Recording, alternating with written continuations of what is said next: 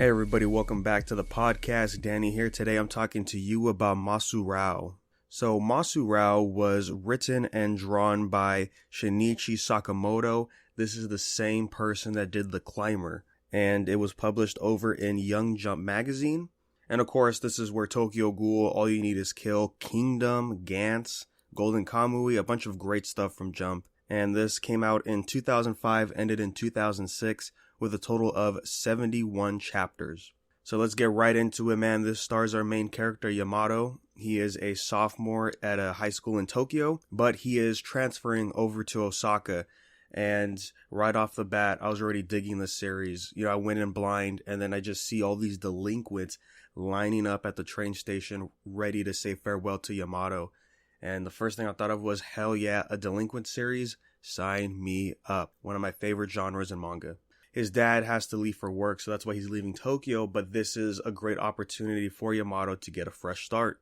Because as we find out very early on in this series, Yamato has a pretty big dick. And hilariously enough, that is the main point, the driving force of the rest of the series. He wants to go to this new school, start fresh, make sure people don't know he has a big dick. Because if they do, the ladies are scared of him. He only gets respect from guys, mainly because he has to get a name for himself. That way his title is a distraction from his big dick. So he's being super cautious, very comedic at the public bath, trying to make sure no one sees it. But he's a young boy. He's hearing these girls doing yoga, so he just starts imitating yoga. And here comes his soon-to-be best friend, Gono, shows up, and he's the big hog of the school. And he is also a candidate for something called the Masuraou, which we'll touch on in a little bit. He sees Yamato's big dick and calls him the Tanker. And so now he is known as the Tanker at school. His high school life is ruined. He doesn't know what to do. He wants to get revenge. And so he tries to go find Gono. And, he's over at this shrine doing a match for the Masuraou. And he's like, what is that? Who cares? He goes up there, and Gono's getting his shit rocked. And then here's just this other massive dude there, and he just doesn't care about rules. He's grabbing weapons, and he's just throwing down. Yamato comes in, saves the day, knocks this guy out. And even though it wasn't per the rules, Yamato has now earned the right to enter the Masuraou festival. And what that is every year, all the men in this prefecture in Osaka have a chance to earn the title of being the best of the best when it comes to men in this place. And there's all these perks that go on with it, as Gono explains to Yamato, of how, you can eat here for free, you could go have fun over there. Soapland, you could go over there. Any place that has the Masuraou mark on their building for that whole year, you could go there no charge.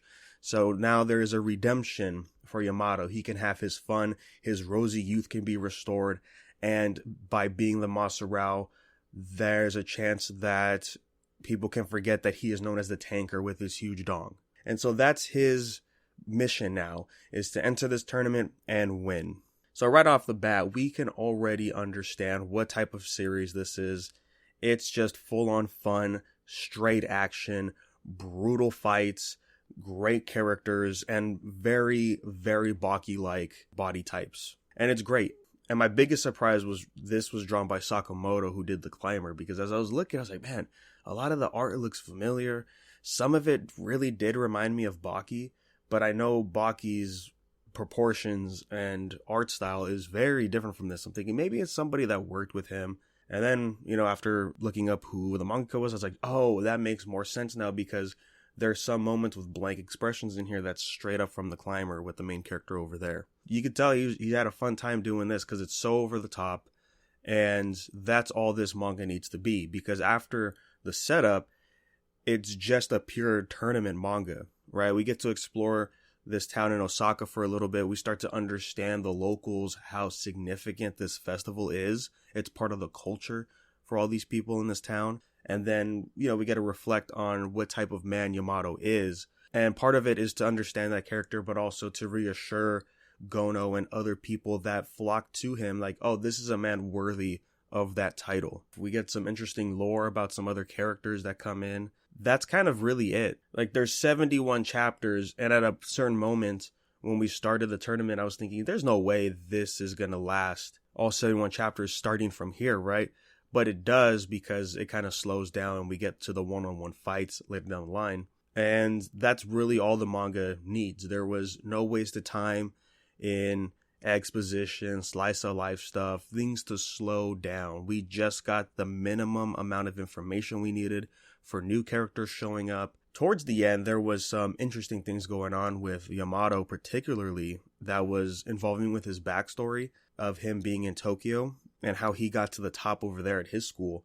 I would have wanted to see more of that in here. And then there's some other situations where he wavers because he's here to have a fun time, but he's brand new to this place. He doesn't understand the true significance of the festival. And by having to fight some people coming in and then hearing their story of why they're in the tournament, it's an eye-opener for him. I kind of wish we got more of that back and forth wavering struggle in his mind of, am I really worthy or not to enter this?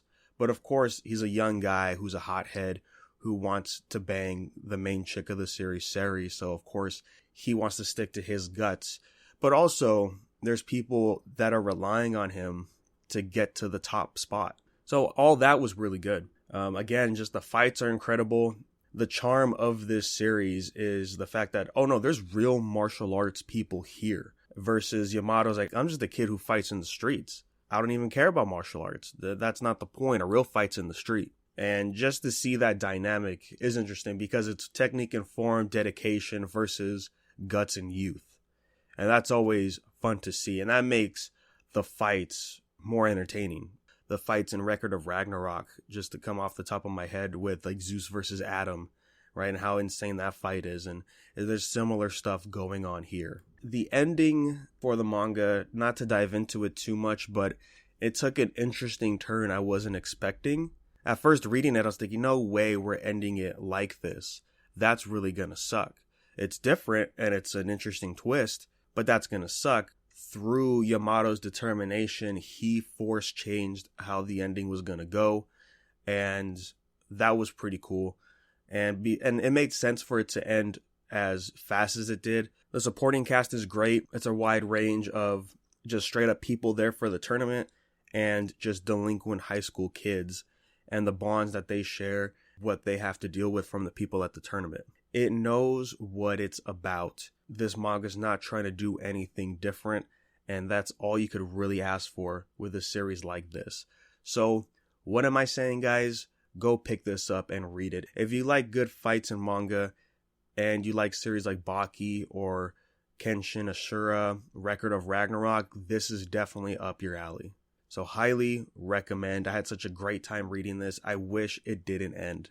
And on that note, we're going to end the episode here, guys. Thank you for listening. If you have any questions or comments, of course, you can send us an email at unversepodcast@gmail.com. Have you guys read this series? I would love to hear your thoughts, and we can bring those up in the next episode.